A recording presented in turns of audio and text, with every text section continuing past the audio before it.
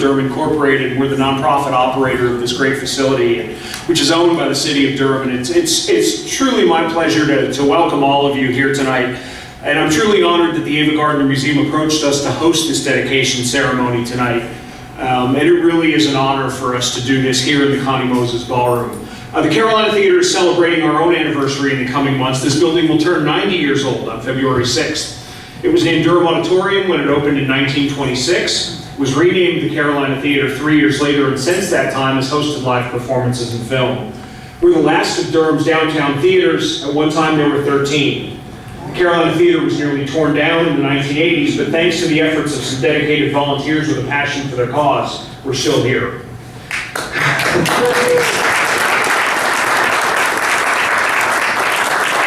The building was renovated and expanded in the early 1990s, and we underwent another renovation just 4 years ago. And it's a truly special place, and I've been fortunate to lead this organization since 2010.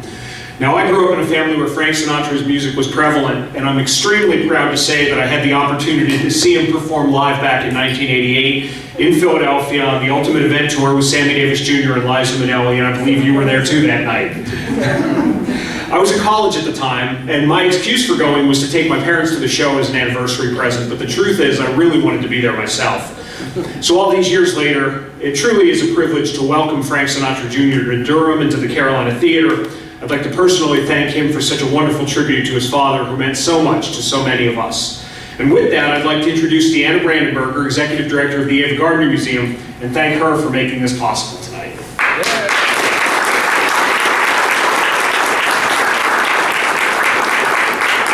Hello, everyone. Thank you so much for making it your way here tonight. I know that not all of you were able to catch Mr. Sinatra's show beforehand, but I see that most of you did, which really touched my heart. Not only are you supporting this wonderful musician and history along with it, but you are also helping to promote the Carolina Theatre and what they're doing here. For me and the board of my museum, this is a very special moment. We are in the 25th anniversary of Ava's passing, and we had applied through the Department of Cultural Resources in North Carolina and the Department of Transportation, who jointly run a program on highway historical markers. You may have seen them. They're very large silver and black markers around that give you sites of significance or people of significance that were raised around there.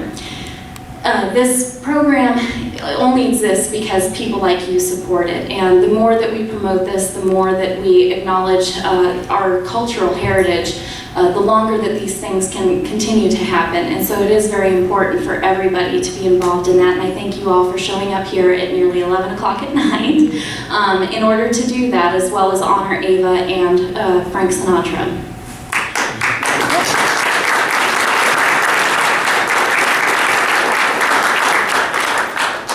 So I stand here today not only as a representative of the Ava Gardner Museum, which has been in operation since the 1980s. We are very fortunate to have progressed to where we are. There are also two other directors in this room. We have all built upon each other's shoulders. Every single person that is involved in our museum rolls up their sleeves every day and I should add, uncompensated and unthanked most times, to create what I call the jewel of Johnston County. It truly is a tribute to a woman who was larger than life, but really only wanted to be what she essentially thought she was, and that was her country roots. I also stand here as the estate trustee of the Ava Gardner Trust, and it is my privilege to be a part of this evening and talk about what Ava has left to us and her legacy. Ava left her legacy to support nonprofits. The money does not go anywhere else except to support 3 different nonprofits, of which the museum is one. So her legacy is that she promoted the causes that she believed in, and this makes it possible for us to continue running a nonprofit museum in Johnston County, which isn't always the most high traffic area, but we certainly do bring people from all around the world. I'd like to talk for a minute about Ava herself. Ava was an exceptionally beautiful woman by all accounts. Everyone who knew her said that when she came home, even though she'd been filming great big blockbusters, she could walk somewhere without a spot of makeup, and she was still the most striking woman you'd ever seen. Our own chairwoman, who was a friend of Ava's, recalls seeing her working in her garden at home barefoot, just like the Barefoot Contessa. This is something that is a wonderfully charming but true tale about Ava. Ava lived an unconventional life, not always good, not always bad, but always unapologetic, because she did it like Frank, her way.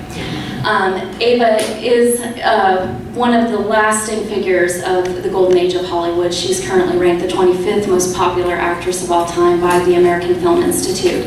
And it is organizations that help restore these films and keep showing these films, like the Carolina Theatre, that help us keep her memory alive and the work that she left to us. I do want to say, without taking up too much more time, because I know you are all here to hear Frank speak, right? We, as a museum, have been very fortunate to have had many founders. The Bankses, Tom and Lorraine Banks, who passed away, but also Doris Cannon, who we lost this last August. And she was one of the founding members of the museum. She's also the author of Grabtown Girl, and it's the definitive work on Ava's life before Hollywood. I would just ask that if you get a chance to visit, that you keep her in your memory, and keep in mind all of the work that it has taken to preserve Ava's memory. Doris said that Ava was a beacon of hope to people that were from the most modest backgrounds. If someone like her, a Tar Heel country girl, could make it good, then anybody could. It is wonderful to attach yourself to people like that, because people who have that kind of success often bring up the people around them. Ava once said that the one thing that the world was lacking, and she said this in her later years before her stroke, was that there should be more kindness in the world. Kindness to ourselves and kindness to other people. Ava obviously had polarized fans, newspapers, critics, and it wore very hard on her. And she said that although she should get used to it, she never could. So I would ask you to also take with you the idea that we should promote the kindness that Ava was talking about. With that, I'm going to go ahead and introduce Mr. Frank Sinatra Jr., who we are very blessed to have here tonight. Please give him a hand.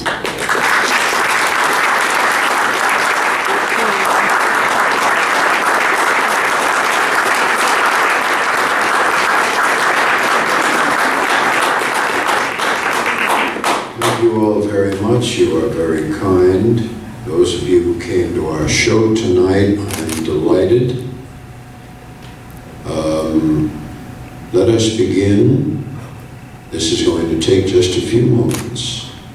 I would like to ask your indulgence, as I have a tendency, like so many people, to ramble.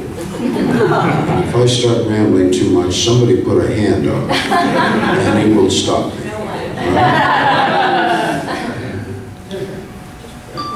The worst thing in the world, as far as I'm concerned, is what was once described as obituary prose. And I'll be damned if I'm going to mess with it.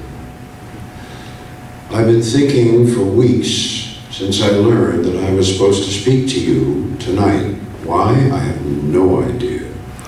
But since it was put in front of me, I figured, what am I going to tell these people?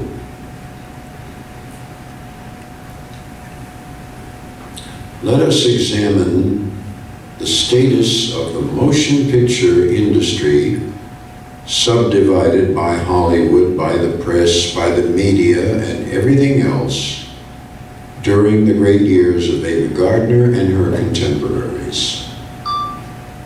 If you were one of the darlings, if you were Audrey Hepburn, if you were somebody like that, you could do no wrong. You could literally walk on water. But if you were human, if you had committed, let us not say sins, can we call them indiscretions? You were anathema, profligate, and you were on the outside looking in. You were among the celebrity damned. Never mind that Pearlie Mae, Miss Pearl Bailey, years ago said to her pal Frank Sinatra, "Babe, I love you for the saint you ate." This describes Miss Ava Gardner. First thing I have to tell you going in, Ava Gardner was never criticized. She was never chastised.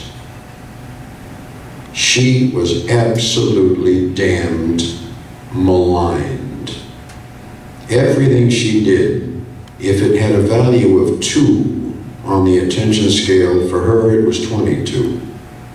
Everything she did. Now, most of the years that she was involved with Sinatra, and I have to tell you this with all honesty, I was a little boy, and there was no contact per se, or can I put it another way, there was no understanding of what all of this was about. A 10-year-old boy, an 8-year-old boy is not very savvy when it comes to the relationships between a man and a woman, when that man and that woman are both iconic famous. Am I clear? Okay. She was very nice to me when I met her back in 1952 at an airplane in Palm Springs, California, when she got off an airliner, was met by her then husband, Frank Sinatra. Everybody was taken. This has to be one of the most beautiful women who ever lived. She did not have plastic breasts and lift bras. She did not have makeup that was put on with a palette knife. She was just plain damned gorgeous. Ava Gardner is a beautiful girl, ladies and gentlemen. Let's get one thing understandable here between us. As a girl, Miss Gardner was one of the boys. This is one of those people who called him as she sees him. The problem started between her and Sinatra because he was exactly the same way. That kind of strong personality, sooner or later, instead of north to south on the magnets in science class in school, pretty soon it's going to be north to north. And they will repel. And they did repel. And here again, nothing came her way except maligning, not criticism, not chastisement, maligning. Anything you read about her, you will find that.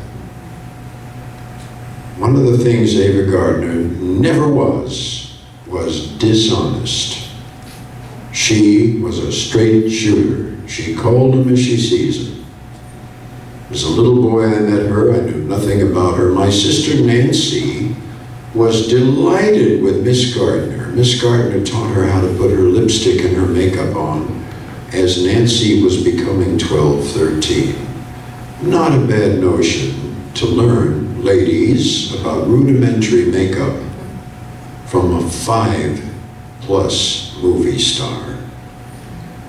Now, what is my relationship and what did I want to talk to you about? Obviously, there's nothing a little boy can divulge to you that's worth anything at all. Let's move ahead, shall we? Right now, it is December 1963. By that time, I was out on the road singing with the dance band. And one night, under the pretense of the delivery of a Christmas package, some son of a bitch came into my hotel room and screwed a gun in my ear. He dragged me out in the snow, half-dressed, was complaining that the only thing I had in my wallet was a $20 bill. obviously he thought Frank Sinatra's son would carry $1 million in pocket change or some such thing. I was living hand-to-mouth, making $400 a week, which was a lot of money for a 19-year-old kid. When all of this was over, the people involved who had committed this crime decided through their attorneys they did not want to be electrocuted because kidnapping was a capital offense at that time. So the attorneys, without having a case to fall back on, decided they were going to say there never was a kidnapping. Frank Sinatra Jr. was part of this plot just to get the publicity so he could be famous. This is an 8-letter word, the first syllable of which is bowl. All right? In any event, here I am, 19 years of age, trying to make a living, trying to get started as a singer, which was ridiculous. And all of a sudden, I am the international bad guy. The company I was working for, ladies and gentlemen, this was December when that happened in 1963. Some 2 years earlier, a tour of Britain and Europe had been booked, beginning the end of January 1964, February and March. I was working for the company. I was therefore part of the tour. I had never been to England, to Europe. I was excited about it, and I was trying as best I could to camouflage the pain I had from the fact that every wire service, every newspaper, and every television station was yelling, "Charge Sinatra hoax." That this 19-year-old boy had engineered his own kidnapping so he could be famous. Excellent. Wonderful. Then again, if I were facing a rope around my neck, I suppose I'd reach for any kind of straw. All right? January 20th, 1964, we had left New York to fly first to England. I figured, gee, this is an important thing. I finagled a good camera store in Midtown Manhattan, and I bought an expensive camera. I better take some pictures of this, something I knew absolutely nothing about. That night, while everyone slept on the airliner crossing the ocean, I opened up the book for this camera. Let's see. Page 1, column 1, unpacking the camera. And this is a great, great instruction. But this is what I did. Before the departure, I had been contacted by Sinatra at that time. Now, this is all true. It's not something I talk about. His office sent me about 5 pages of legal-sized tablet written with names, phone numbers of people who were going to communicate with me to see if I needed any help. England, Bonnie, Scotland, Wales, France, Belgium, Denmark, the Netherlands, Germany, Spain, Portugal. Page after page of these people who were going to communicate with me, I had in my suitcase. We land in England, I start calling these people who were supposed to be the I'm very sorry, Mr. Myerson is not available. He's indisposed at the moment. This happens once, twice, 3, 10, 20 times. Well, the first page of the legal tablet gets torn up, thrown in the wastebasket. Now we land in France. It is a shame, monsieur, but monsieur so-and-so is not available. He was called away by some kind of, how you say, emergency. Pretty soon I tear up that page. Now we land in Saarbrücken and in Frankfurt. Herr Sinatra, we have a slight problem here. The gentleman who you wish to see is not present in Germany right now. His business has propulsioned him away from somewhere else, and he is not here. I said, well, do you know when he's coming? He says, ich weiß nicht. I have no idea.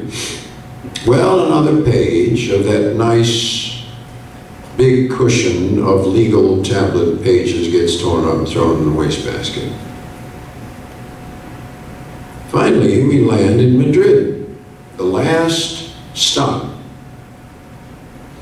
Bear in mind, please, I'm speaking to you as though we are just conversational. You're talking to a boy who at that moment had just crossed over his 20th birthday. He was being hunted by the press of the world. And I spent my time hiding. Charming thing for a kid who just became 20. We land at Madrid. Madrid I find very, very troublesome to me personally, because not 10 days before our arrival, the Nazi uniformed troops of El Generalissimo Franco had just murdered 6 people in the street because they disagreed with his regime. Wonderful feeling. It is so reassuring to walk into such a thing. I'm sure you understand. I check into the Rama Hilton in Madrid. As soon as I walked into my hotel room, after page after page after page after page of disappointment in no less than 7 previous countries, there is a message by my phone. Call Miss Ava Gardner. Someone who I did not know. Someone who did not know me, other than the fact that once, many, many years earlier, she met a little boy in knee pants and was very solicitous to him, but somebody she would never see again. Now I have just, as I mentioned to you, become 20. I'm in the hotel. I call this number. She says, oh, Frank, it's Ava. I said, Ava? She said, yes, never mind Miss Gardner, it's Ava. I want to pick you up and bring you to my house. And I was pretty damn startled, and I do not try to disguise it from any of you who are here because of the memory of Miss Ava Gardner. Here is a witness eyeball experience. We were off on that particular night. I put on a nice shirt, a tie, and a jacket. I went down to the front of the hotel, afraid to walk outside because the Nazi stormtroop dressed Spanish nationalist soldiers had just murdered some foreign, what they called interventionists. I stood there. I saw taxi cabs, motor cars. I saw Fiats, Peugeots, Citroëns, Minis. They came, they went. And when I was about to go back into the hotel, and this is true, I heard a screech of brakes outside, and I looked up, and here comes a black Lincoln Continental wearing California license plates. Screech of brakes in front of the hotel. The woman who was driving the car opened the door on the right. She said, quick, get in. I look inside, and here is Ava Gardner, no makeup, no anything, looking gorgeous.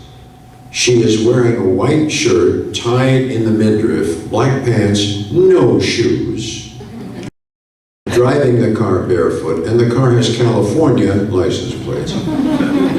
I get in the car, she goes screeching off down the street, taxi horns and everything, everybody's blazing away at her. She takes me into a residential area, and here is a dollhouse, little house. Not large. I don't think this house was 1,800 square feet. It was very, very small.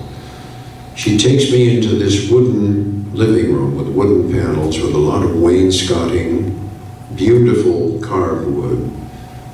And we go in and we sit down, and I'm sitting there, and I'm just a touch bewildered, everybody. I'm not trying to deceive you. Everything I'm telling you actually happened. She said, we're going to have dinner later. Sit down, relax. In comes one couple, some people, then another, then a man comes in, a very elderly man. And Miss Gardner comes back, makes them drinks, and I'm sitting there. And she says, everybody, this is Frank Sinatra Jr., the son of my former husband. Now, frankly, I wondered what kind of reaction that was going to bring. They were very pleasant, very personable. I sat there. We sat at the dinner table. Ava, of course, was speaking with these people, half English, half Castilian. Remember, the people in Spain do not speak Spanish. They speak Castilian, the regal language. My limited knowledge of Spanish, I hear them greet each other in the morning. Buenos dias. Buenos dias. I tried to speak what Spanish I knew. They said, oh, you're Mexicano. I said, sí, Mexicano. They looked down their nose at Spanish-speaking people from the other hemisphere. But then if you think about it, so do the Germans, so do the Dutch, so do the French, so do the British. All right? Anyway, she's speaking Castilian with her friends, and I'm sitting there. It was a lovely dinner. One by one, the people left. Now it's getting late. I get up and reach for my jacket. I said, I have to go back to the hotel. She said, no, you're not going back to your hotel. You're going to stay here tonight. She went into her bedroom, came back with pillows, blankets, sheets. She didn't have another bedroom. She made a bed for me on the couch in her living room. She said, I want you to stay here. I would be remiss since you've traveled so far. I was on her couch. She sat in a chair and eventually went to sleep in this big easy chair with an ottoman. And all we did all night was talk. I'm speaking because of your authority being part of the Ava Gardner memento. I want you to know what the truth is. This is a woman who was maligned at every turn of the goddamn screw. She was maligned. Every time she turned around. She was never criticized. She was just outright maligned. She said to me that night, she said, you know, Frank, I honest to goodness believe, and I hope you won't get upset with this, I think your father and I could have had a more attractive son than you are. And I said, hey, wait a minute, kid could be more attractive than I am. What the hell is that all about? You don't have to say that. Then she started to cry. She said, I know what you've been doing. I've been getting calls here. The press are all over the place looking for you because you are now an international villain. I said, yeah. She said, that's why I wanted to stay here tonight. I want you to stay here. She said, you know, I loved your old man so much and he loved me. We just could not make it work. And I was such a lousy actress. And that's when I put my foot down. I said, I'm sorry, Ava. I disagree with you. I have seen your pictures, and you were not a lousy actress. You did what must have been done. The thing that was so great about you is that you never went over the top. You never did too much. Remember Spencer Tracy, the great Spencer Tracy, with some young actor he was working with, and his caution to me, he said, don't never let me catch you acting. You were always natural. I was thinking about that about a month ago when I was watching a movie called Knights of the Round Table. And by the way, you never saw a more beautiful woman in your whole life. The next morning I went back to my hotel. She came to the show that night, a nightclub called the Pasapulga Club in Madrid. It was quite interesting. The cockroaches in this club were larger than the rats. Ava didn't care. She brought a bunch of her friends, and I said to her, "Get out of here now, before the show. When the show is half over, get out." Because all of a sudden, the press were all over the place. I said, "Just go." She left. I didn't see her again from that point on for many, many years thereafter. Now, what does all of this mean? Why am I relating this story, which can be of no interest to you? Let us take a look at the facts here. Here's a woman who was married to a man who had been married before, and I was one of his children. She owed me nothing. Am I clear? She owed me nothing, but she went out of her way to bring me to her home. She talked to me honestly about her roots in North Carolina. I said, "I never knew you were a Tar Heel." She said, "Oh yeah, baby, I'm a Tar Heel all down the line." Ladies and gentlemen, in a few weeks, I'm going to be 72 years old. You look at me and you can see that. When you got somebody with a heart condition who's had major cancer twice, he begins to show his age. I'm going to be 72 years old. That happened to me when I had just become 20. That was 52 years ago. I have never forgotten her gesture to me, and I never will. Thank you very much. Good evening.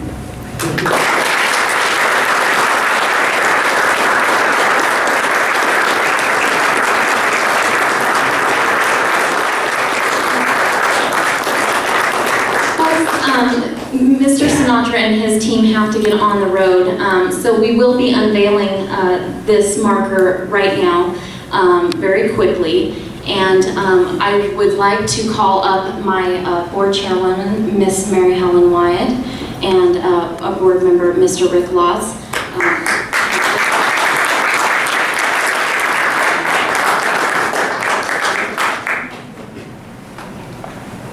And let's not talk about wrinkles and things. Yes, ma'am. I'm flattered to be called a friend of Ava's. I was in my early teens when I had the privilege of spending time with her. She didn't teach me to put on makeup, but she did teach me that bras and panties are supposed to match, and my mother was so angry. She didn't get intimate.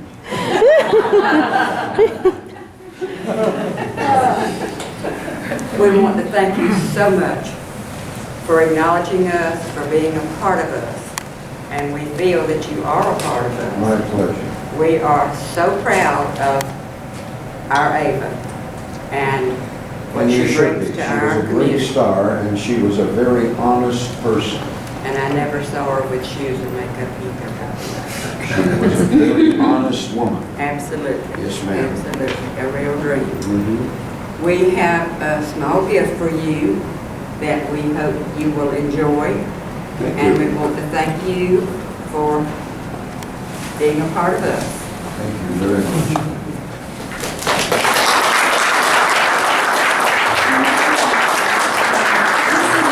An album that was in Ava's private collection that we have acquired, and it was a 1949 recording that your father made for her, from what the note says, "You're My Thrill."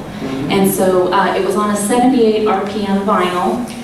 We took it to Artist Mill Industry here, or Artist Mill International here in Raleigh, and had them digitize it. And I remember hearing your father once interviewed me, said things just sounded better on vinyl. Yes, ma'am. Hard as we tried, they do not make 78 vinyl anymore. But we did have it reprinted onto the 45, and that is the framed edition that you have now. Be happy to send you the digital file later. But that is just a token of our appreciation, and we wanted it to mean something. Thank you very much. You're very welcome. And without further ado, I'll go ahead and unveil Ava's highway historical marker. All right.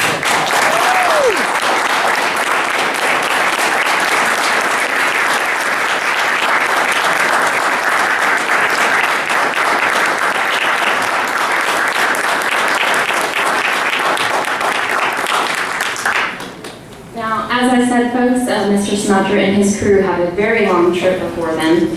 So I just want to thank a few more people who made this evening possible. The Carolina Theatre, first of all. It wouldn't have happened without you. Thank you so much. To Mr. Sinatra and his wonderful team. And like I said, it takes everyone to remember the things that have gone before and learn from them, and this is history, and it's still darn good entertainment. So thank you so much, everyone, for being here. If I have missed anyone in the rush, I apologize. My thanks are very much to every single person in this room and all you have done, because each person here has contributed to Ava, and that is why you are at this private dedication. Thank you so much.